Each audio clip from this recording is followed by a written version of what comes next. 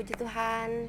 Selamat kita berkuda lagi di channel The Rega Kumolantang Family dengan konten yang puji Tuhan disukai, dan konten ini mendapat respon positif dari yang menyaksikan.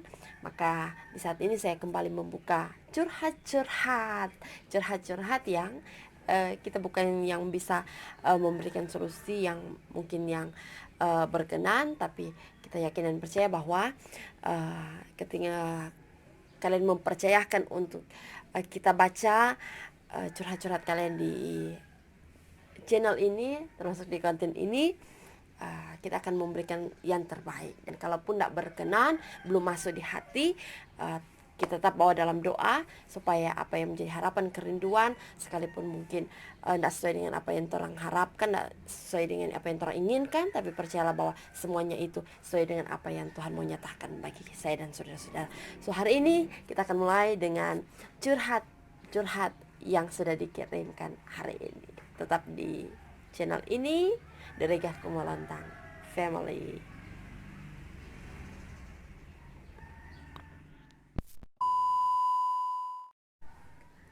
Ya oke. Sama dengan kita bilang tadi, bahwa puji Tuhan karena masih dipercayakan dengan konten ini, maka kita mulai dengan curhat yang pertama. Saya rasa tidak usah yang lama-lama, langsung ke curhat yang pertama. Mudah-mudahan dapat lihat di atas sini. Curhat yang pertama datang dari temannya kita, datang dari seorang yang kita kenal. Dia bilang begini,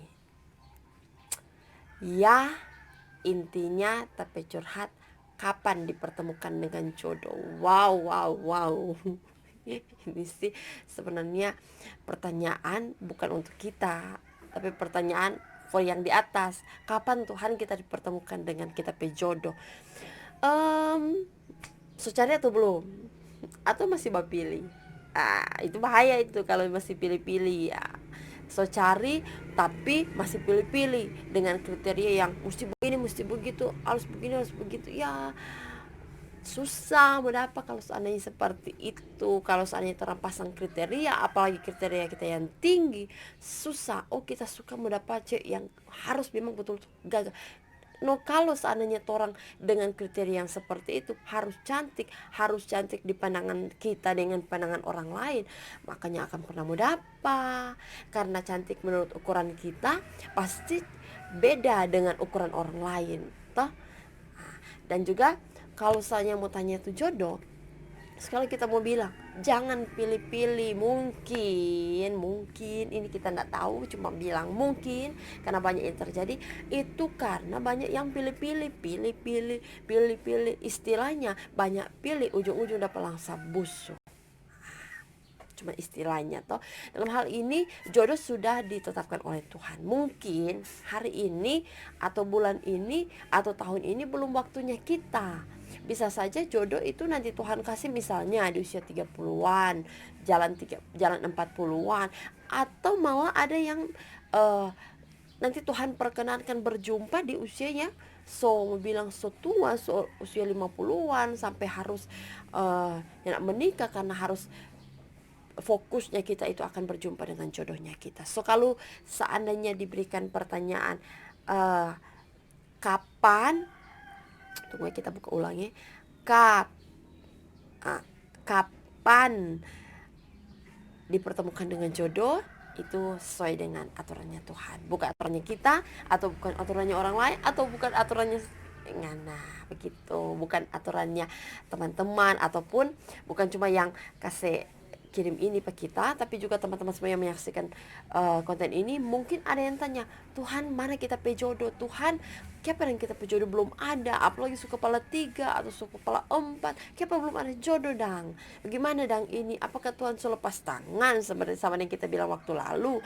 Di atas 30 Tuhan lepas tangan? Nah, itu baku seduh, tapi pada intinya semua akan indah pada waktunya. Waktu Tuhan adalah yang terbaik. So kita lanjut. Oke, lanjut yang kedua. Malam, selamat malam. Sekali ini siang, selamat malam. Terima kasih. Bu, banyak orang bilang namanya kalau dengan orang tua mantu tetap nak mau bahagia. Masa sih? Selama ini torang perumah tangga begitu, Bu. Soalnya nipai tua bukan mau belah pak kita, malah kasih salah biar dorang yang salah. Kita suka mau pisah, Bu. Bagaimana, Bu? Makasih Tuhan memberkati. Oh my God. Kalau seandainya kata pisah,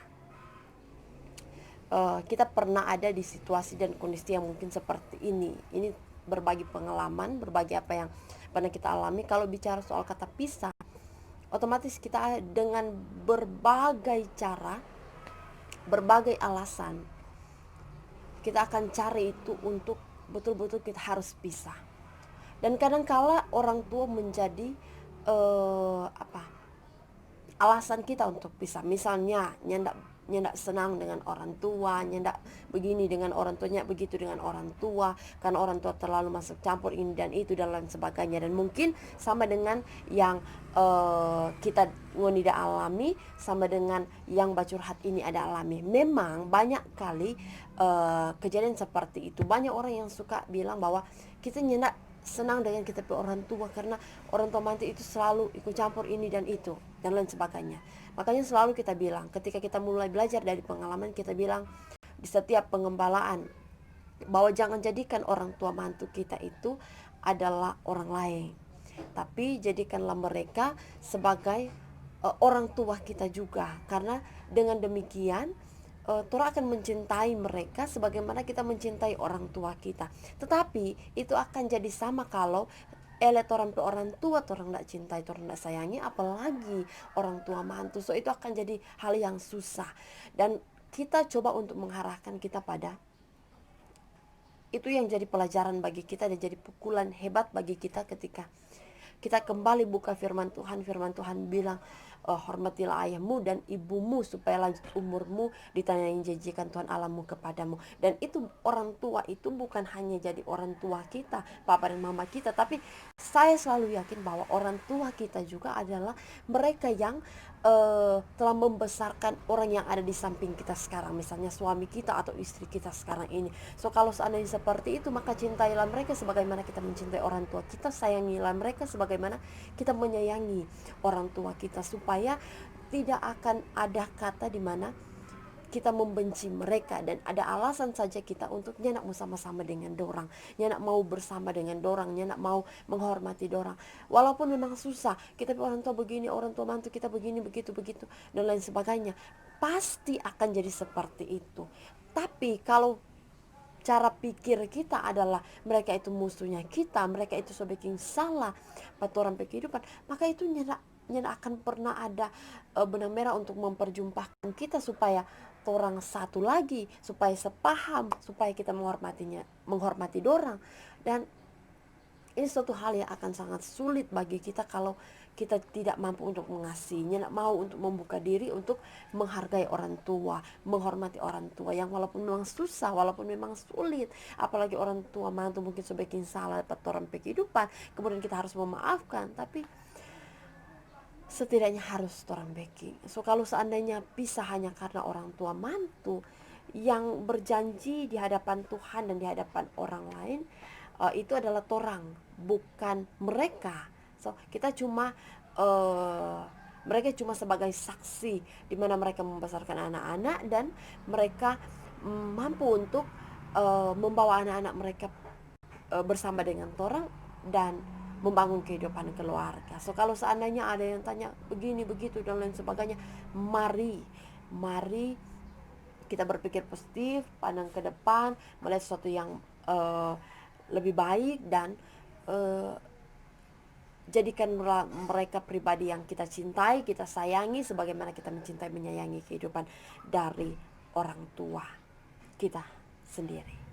Mudah-mudahan apa yang kita jawab ini berkenan, sekalipun memang mungkin dalam hati pendeta kok nyak rasa dalam keadaan begini. Pendeta tidak akan bilang pendeta tidak rasa, kitanya akan pernah bilang kitanya rasa, karena kita pernah merasakan hal yang sama, kita pernah mengambil satu keputusan yang salah, dan kita pernah mengambil satu alasan yang salah, yaitu orang tua dengan segala sesuatu. Padahal ternyata ketika pun demikian mereka punya sesuatu yang baik untuk kita. Jadi pakai pikiran kita, jalankan pikiran kita supaya menuju pada pikiran yang positif, jangan pada hal yang negatif. Oke? Yang ketiga, jangan terlalu lama. Yang ketiga, Kak, bagaimana kalau bucin? Oh my god, bucin apa sih bucin? Budak cinta. Hey, kita mau jadi budak cinta, mau jadi budaknya Tuhan susah, mau jadi hambanya Tuhan susah, kok bucin? Oh my god, anak muda sekarang, Kak, bagaimana kalau bucin? So kalau kita bucin, no,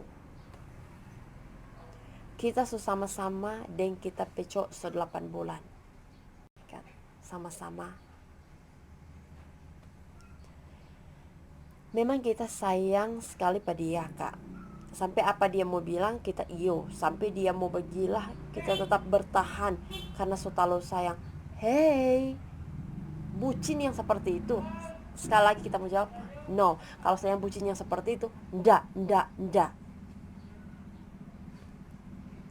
Teman-teman dia bilang kita bucin, Kak. Boleh begini, Kak, jadi bucin boleh, Kak? Berkali-kali Ngana cuma mau tanya, boleh jadi bucin, boleh jadi budak cinta. Hey, say, bucin berarti budak cinta. Kadang-kala kita mau dengan kata itu, tapi untuk menjadikan kita untuk disebut sebagai hamba Tuhan, sekalipun bukan pendeta atau pelayan khusus atau imam atau siapapun, tapi kalau kita dengan situasi dan kondisi kita mau jadi bucin, dan ketika kita jadi bucin diperlakukan seenaknya, itu bukan satu jawaban, itu bukan satu hal yang baik, itu bukan satu hal yang membuat orang menjadi lebih baik, tapi sebenarnya itu sedangkan sementara backing orang itu yang ada harga diri sebenarnya, kan? Seperti itu. Jadi kalau seandainya jadi kejadian seperti itu, sekalipun disakiti orang tetap oke, ya. Apalagi ini masa pacaran. Beda kalau sudah menikah, orang sekali lagi kita masih memikirkan segala sesuatu di belakang kita. Tapi kalau masih pacaran, dalam tahap pacaran, kemudian kita sudah seolah-olah dunia milik berdua, dan kalau seandainya dunia milik berdua terus apa dia mau bikin kita iyo, apa yang dia mau suruh kita iyo, terus pikirannya orang itu di mana? Istilahnya seperti itu. Karena apa? Karena memahami lagi bahwa Tuhan memberikan yang terbaik untuk orang. Tuhan memberikan sesuatu hal yang menguatkan, memampukan saya dan saudara-saudara untuk bisa bisa menjadi berkat. Dalam arti ketika orang menjadi berkat, berarti segala sesuatu yang baik harus boleh kita nyatakan. Nah, kalau dalam situasi dan kondisi seperti ini, bisa saja kalau kita terlalu bucin, orang tua kita sudah nak mau pakai. Orang tua ya sekedar yang penting orang jadi orang tua, dan tidak ada kata lagi untuk menuruti kata orang tua. Sedangkan kata orang tua saja orang kadang-kala susah untuk kita turuti, apalagi kalau kita harus menjadi budak cinta. Berarti kalau bicara tentang budak, tunggu, kita cari bahasa dalam Kamus Besar Bahasa Indonesia, apa arti dari budak itu. Wow, gila kan. Sebenarnya ini bukan suatu hal yang harus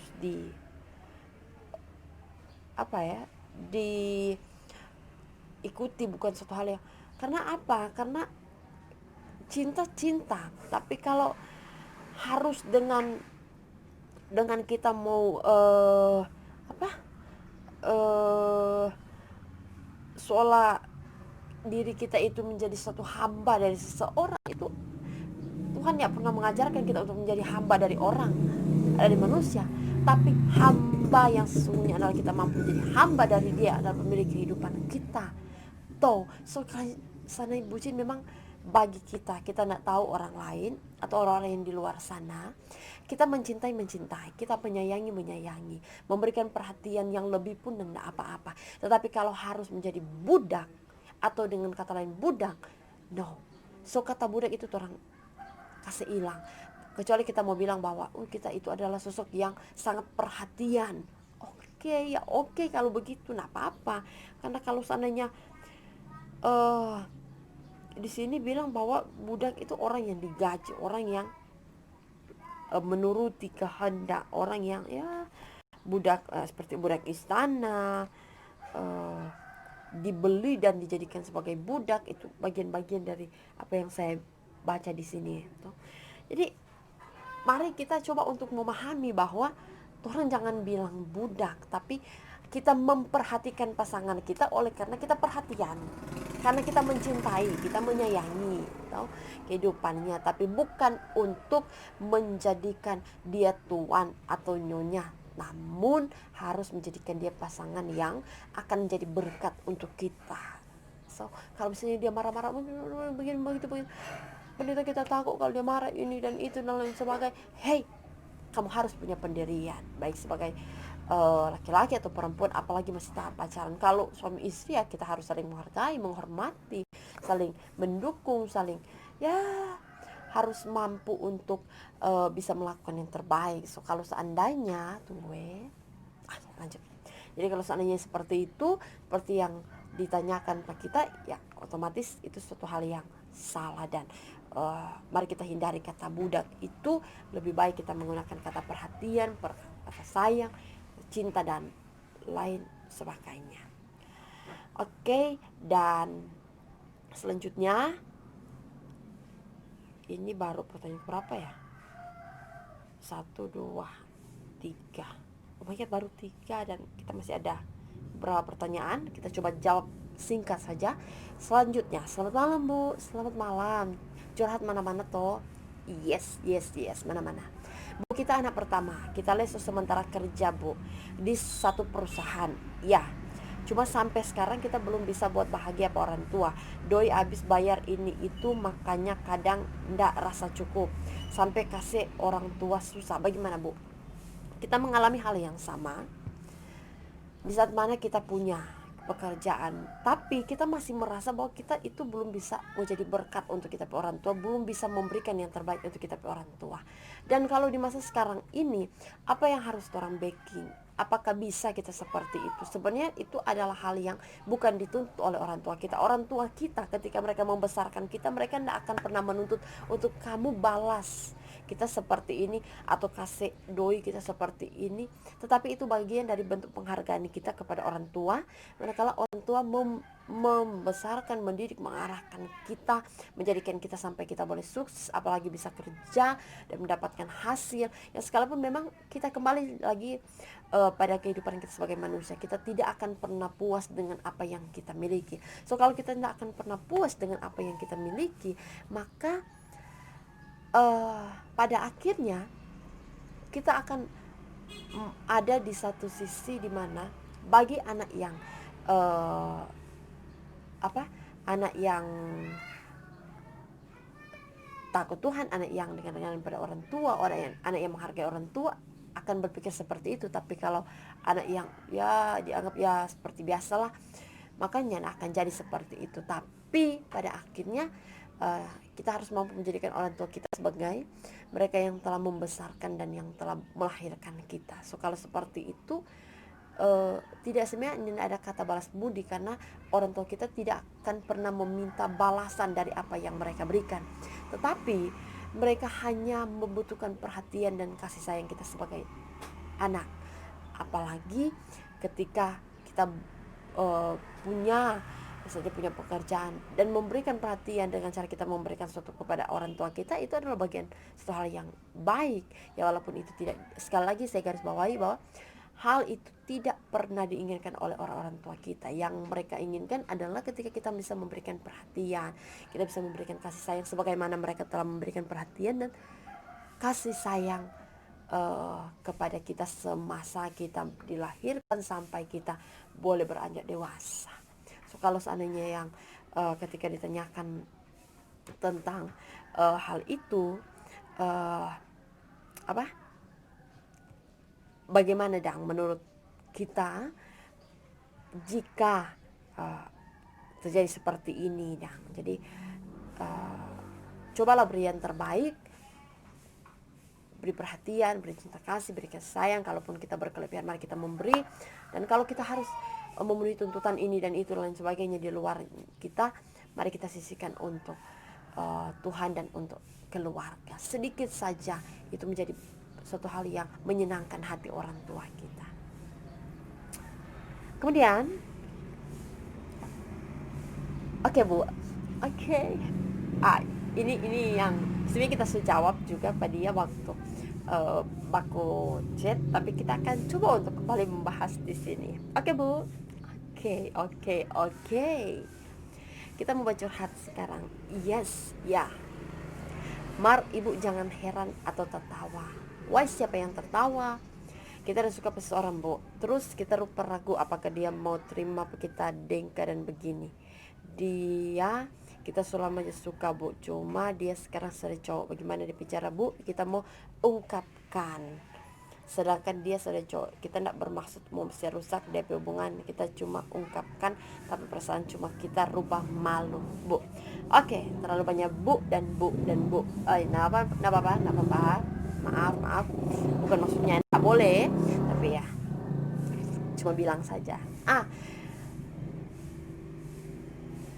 Ketika selalu orang bilang bahwa ketika janur kuning belum melengkung, kamu itu bukan milik satu orang, jadi milik banyak orang sebenarnya. Jadi kalau kita mau mengutarakan perasaan kita kepada seseorang itu ya enggak apa-apa sebenarnya, tapi kita harus menerima resiko, mau diterima ataupun mau ditolak. Karena apa? Karena kita nggak pernah tahu isi hati seseorang. Misalnya situ suka ini itu lah gitu toh. Kemudian ternyata dia itu jangan ada perasaan apa-apa orang. Dia hanya menganggap itu sebagai teman. Orang harus terima. Paling pertama harus terima. Supaya apa? Supaya ketika dalam keadaan seperti itu kita siapkan mental dulu. Tapi satu yang kita mau bilang sebenarnya harus katakan, karena itu suatu hal yang terpendam. Tapi kalau memang seandainya merasa diri bahwa kita harus pendam dan itu bisa, ya nggak apa-apa. Tapi kalau kita merasa bahwa harus dinyatakan, harus juga dinyatakan supaya orang tidak terbeban dengan apa yang orang pikirkan, orang rasakan, dan orang alami sekarang. Dan itu ketika orang bilang apa yang juga harus orang siapkan adalah mental kita, orang menerima atau tidak. Jadi harus ada di posisi kita terima, ada di posisi juga dimana ketika pun dia tidak diterima, kita harus menerima apa yang menjadi jawaban. Dan ketika diterima orang bersyukur. Ini mesti begitu. Dan ketika harus disampaikan, kedua harus menerima apapun konsekuensinya. Dan yang ketiga, orang jangan pernah berputus asa. Kalaupun saya tidak, mari move on. Jadi memandang ke depan. Karena apa? Karena Tuhan telah mengajarkan kita, saya, saudara-saudara, semua kita yang masukkan konten ini, bahwa kita punya jodoh masing-masing. Dan kalau Tuhan menetapkan jodohnya kita, di satu saat, satu waktu ketika kita bertemu dengan jodoh itu, kita akan merasa bahwa betul-betul ini jodoh kita yang Tuhan kirimkan. Kita akan mencintai tanpa harus melihat ke belakang. Sekalipun kita pernah menyayangi orang lain, pernah suka dengan orang lain, mari kita tinggalkan itu kalau jawabannya memang tidak sesuai dengan yang orang inginkan. Jadi sebenarnya cuma singkat karena pendeta sejawab waktu itu. Oke. Makasih. Lanjut dengan ini yang terakhir. Shalom Bu, shalom, puji Tuhan, sehat selalu, puji Tuhan dalam keadaan sehat. Bu, intinya kita dilema, mau terus dengan suami atau dengan yang dekat pak kita. Dia baik-baik Bu, cuma kita masih berpikir lagi karena kita lagi baile. Cuman kita so nyaman dan bahagia.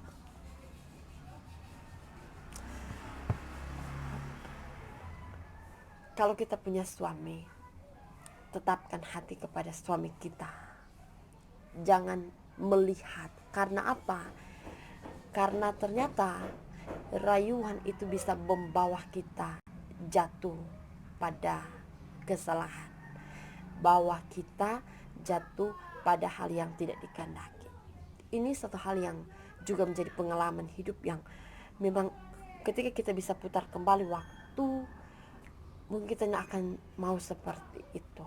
Karena apa? Karena ternyata ini menjadi luka batin. Tapi puji Tuhan kalau kita bersyukur, jika kita mendapat pasangan yang sabar, pasangan yang hebat, pasangan yang luar biasa. Tapi kalau soalnya kita dapat pasangan yang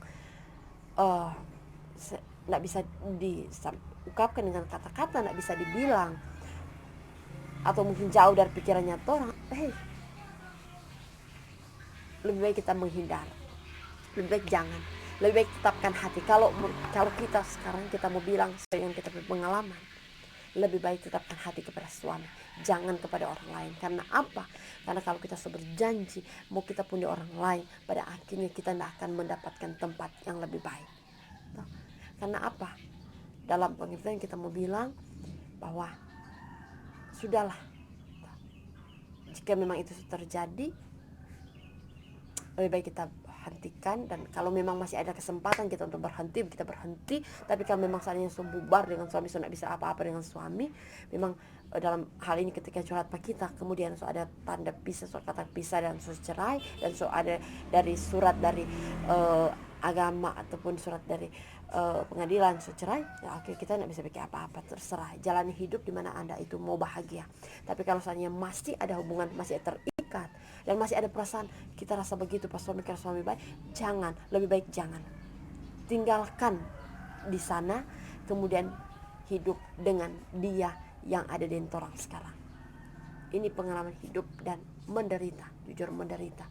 Soalnya itu berkat itu jauh dari torang, berkat itu tidak ada pada torang. So ketika datang keadaan yang seperti ini, sungguh luar biasa, kita itu merasa diberkati.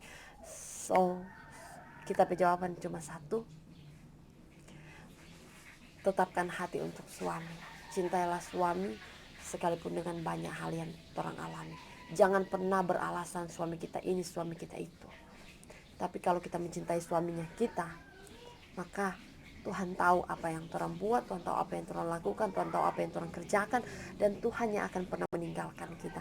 Mungkin satu waktu jika Tuhan berkenan, Tuhan melihat kesungguhan kita, Tuhan ubahkan suami kita menjadi suatu hal, menjadi orang yang hebat, orang yang luar biasa, orang yang lebih dari yang kita pikirkan. Jangan nanti kita menyesal pada akhirnya.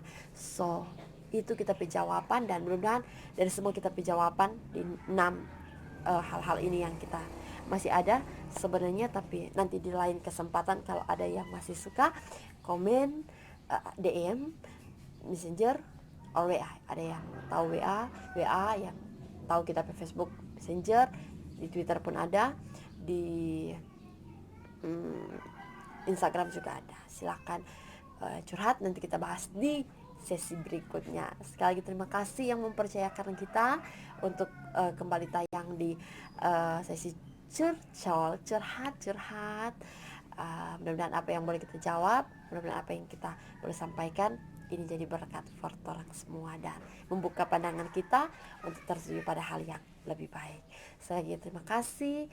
Yang belum subscribe, like, share, and comment. Tuhan Yesus menolong kita, memberkati sekalian kita hari ini, esok, dan seterusnya. Shalom, damai di hati.